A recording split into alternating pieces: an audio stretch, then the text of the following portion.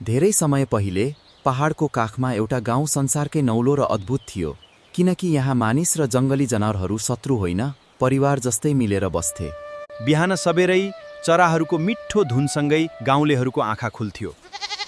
बाख्रा र स्याल एउटै चौरमा लुकामारी खेल्थे अनि जङ्गलका सिंह र बाघले गाउँको सुरक्षा गर्थे।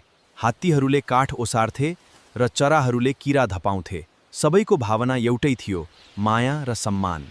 एक वर्ष गाउँमा निकै ठूलो खडेरी पर्यो। खोलानाला सुके, बालीनाली ओइलाए, सबैजना छटपटाउन थाले।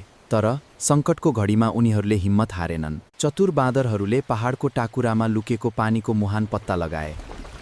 हात्तीहरूले आफ्नो बलियो सुँडले ढुङ्गा पन्छाए। सबैको सहकार्यले गाउँमा फेरि हरियाली छायो। शान्तिपुरले संसारलाई एउटै कुरा सिकायो, जहाँ आपसी एकता, विश्वास र प्रकृतिप्रतिको प्रेम हुन्छ, त्यहाँ जस्तोसुकै सङ्कट पनि सजिलै टरेर जान्छ।